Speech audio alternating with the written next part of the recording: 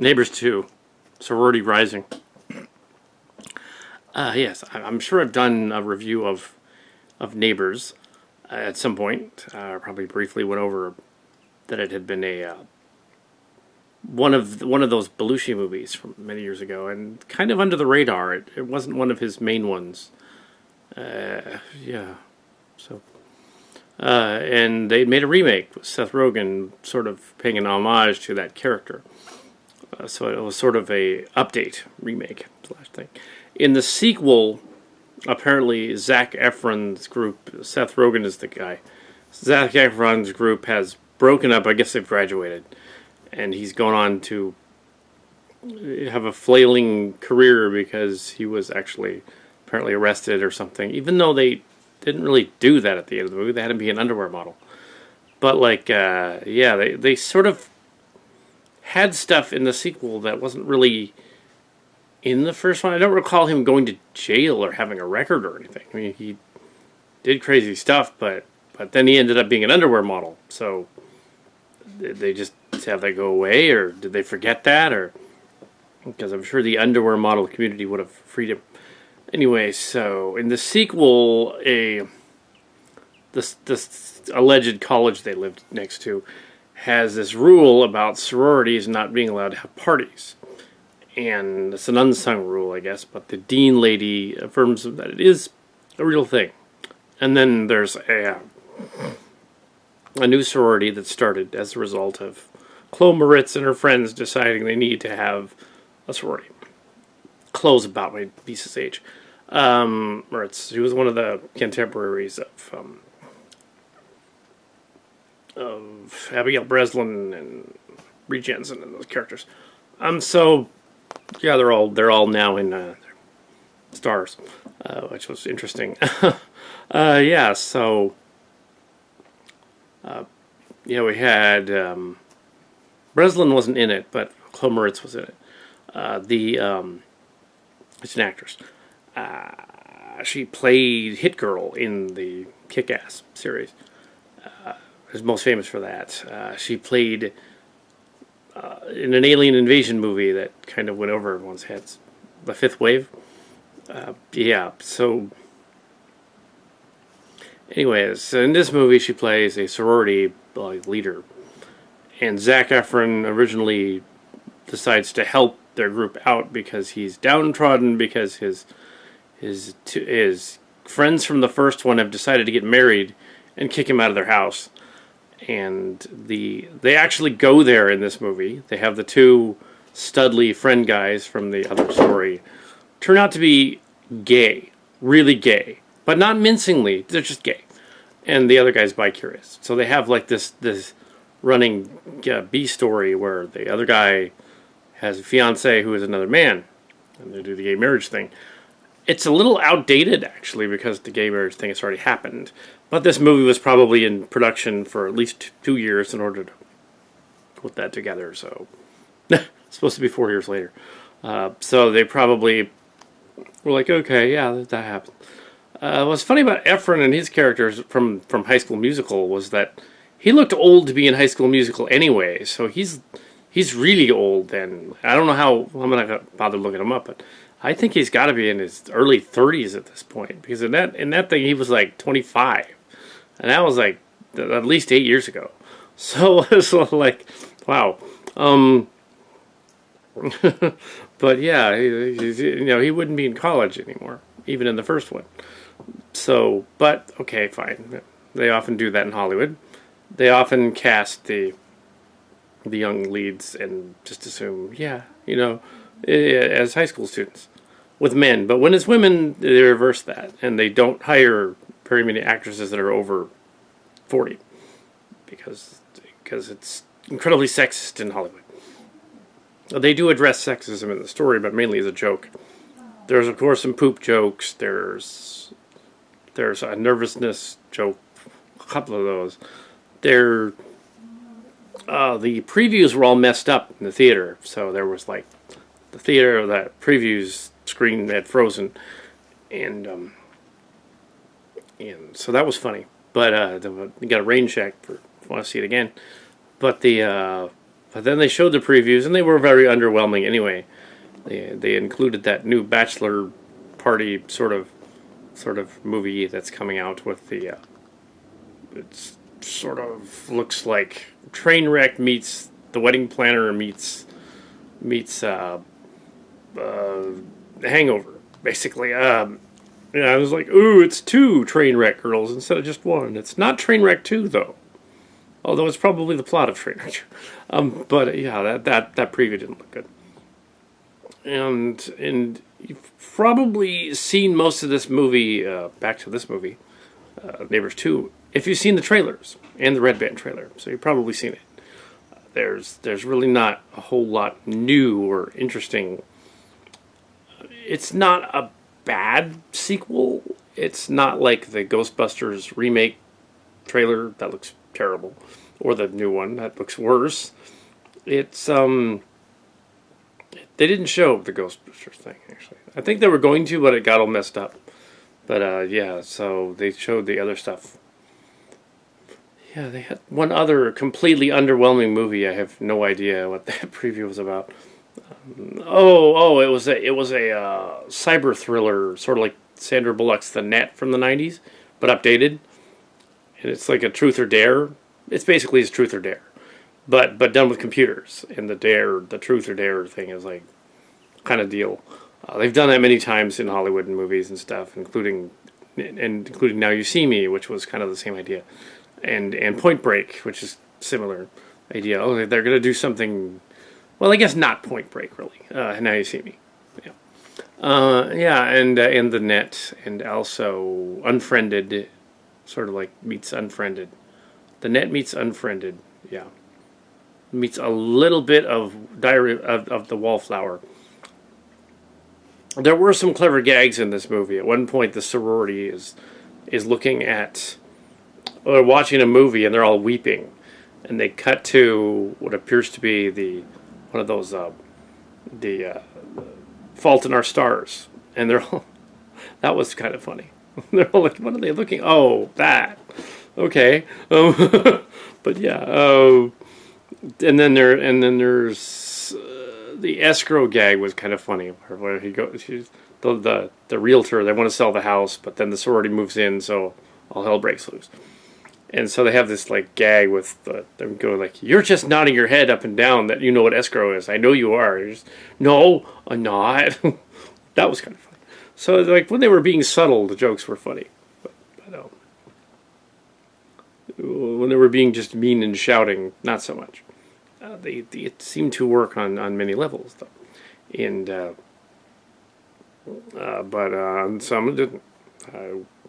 It was probably 3 stars. It's not a bad movie. It's not a bad sequel. It's an SNL movie, kind of in a way. So, but so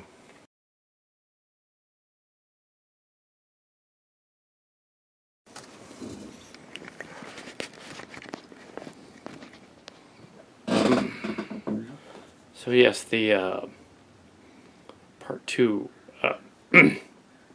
I guess there wasn't much more on Neighbors 2, really. It was just, it was alright. The chemistry between Rogan and his female lead is lessened. There is a gross out scene early on involving her getting nauseated and throwing up on him.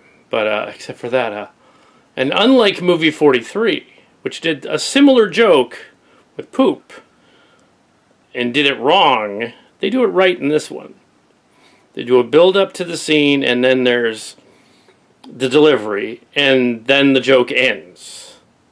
Instead of, let's do the delivery and make it ridiculous and have it carry on for like 25, it seemed like 20 minutes longer than it should have. It wasn't really, but it seemed like it. It's like, okay, you've done the joke. The joke is the spit take. That's the joke. She's nauseated. Blech. Next one. You know, that's the joke. It's not that funny. It's a gross out. It's like a pie in the face, but instead of being pie, it's vomit. Fake vomit. But yeah, and there's another scene involving someone else being pregnant, and I won't give it away, but something hilarious happens involving childbirth. yet another old gag, you know. But they do it in a different way. So I want to see it. Like, oh my god, ew! I think that is in the Red Band trailer. Yeah, ew. But yeah, I don't want to give everything away. It just came out. So yeah, the Neighbors 2. Go and see it in theaters. It's yeah, or rent it later. It's a fairly good Seth Rogen comedy. The drawbacks are that there's a little bit too much Seth Rogen. Um, they're trying to even it out with more Zac Efron, but yeah, he has more. Zac Efron has more chemistry with his bros than the other guy does. But that's just because all Zac Efron can play is that kind of "ooh, I'm a model" kind of guy that is out of luck. But there's another funny scene in the movie in which they reference. I think that might also be in the trailer, in which the pot dealers are arrested, and there's some. The pot dealers are the sorority wants to corner the pot dealing market, so they go out and they have all the pot dealers arrested, which wouldn't make sense. But in a comedy, okay, fine, why not? And the cops bust into the different houses in sort of a montage, and they bust in at all the white guys' houses, and they get all rough on the white pot dealer guys, and because they're black cops. And then the twist is when they bust in on the last group, the third group. Of course, it's a joke, you know. Third time's a charm. Bust in on the third group, and it's black pot guys, and the black cops are like, no, it's cool, man. We want you to come down to the station house. You're gonna come willingly and all that. They're all nice to him. That was clever. That was good. See so they're making fun of in a way they're spoofing the whole Black Lives thing, but they're spoofing it in a friendly way so that it doesn't seem like, you know, like, see, look at what we're doing to those people, those white people, haha. But yeah, and then there's a ball sack scene that all of the Zac Efron fans have been waiting for. I think that's also in the trailer. Yeah, there's a lot of stuff in the trailer. They didn't show the ball sack, of course, they just implied it. But in the movie, they deliver the goods. Maybe it's a fake ball sack, but there's a ball sack. You used to see Zac Efron's goodies. They literally showed the goods. But yeah, yeah. So, now Seth Rogen's balls, that would have been scary. But oh god, no. But yes, there's also several gags involving a pink vibrating dildo. And having a vibrating dildo in a family comedy, well, a sorority sex comedy, slash, I guess you'd call it a sex comedy. I mean, they mention sex. It is funny. You should always have a dildo somewhere involved in the movie. See, that's what American Pie didn't do right in the first American Pie movie. When they had her say she stuck a flute in there, she should have actually had a flute nearby to really hit it home that, oh, ew, yuck. But yes, gross. So they sort of did in the Bandcamp movie. They did it with a trumpet. So they went there eventually, but in the sequels. But yeah, so that's not in this movie. There's no penetration, but there is implied penetration. There's some other stuff that doesn't work. I think the friend guy doesn't work. I think it's Mark Wahlberg. He doesn't really work in it. He's got a couple of funny lines, but yeah, he's just kind of there. You're not buying it really. Yeah, there was some jokes that were a little too avant-garde and some that fell flat. But for the most part, the jokes were funny, and keeping power going with them writing exercycles was kind of funny. But yeah, I don't want to give away all the jokes, but yeah, those of you that want to see like all of these characters, the female leads in bikinis, you get to see some of them. And that's cool, I guess, if you want to see that.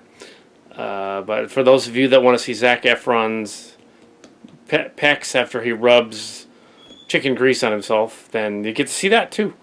So yeah, whatever. It does deliver the goods, either way.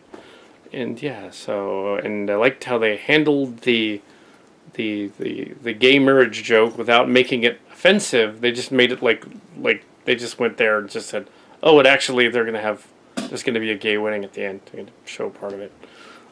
She was like, "Okay, okay, whatever." But yeah, it's 2016, so they weren't going to be homophobic about it. But it's like, yeah, you kind of got the idea that that entire fraternity from the first one was batting for the same team. If you know what I'm saying. Anyway, soror. Yeah. Oh my. Yes, because which is kind of stereotyped. It's kind of like saying, "Oh, underwear models all turn gay." Not necessarily, but an awful lot of them are. Yeah. So, which is fine if they want to do that. Anyway, so yeah. Neighbors 2, sorority rising and stuff. Yeah. Not recommended for little kids though. No, it's R rated for a reason. There may be a baby in it, but it's R rated. And the baby jokes work in this one. And unlike, it's not just a plot device. It actually works. Yeah. So, although there is that messed up scene. I don't want to give away that scene. But yeah, that's it. Sorority rising.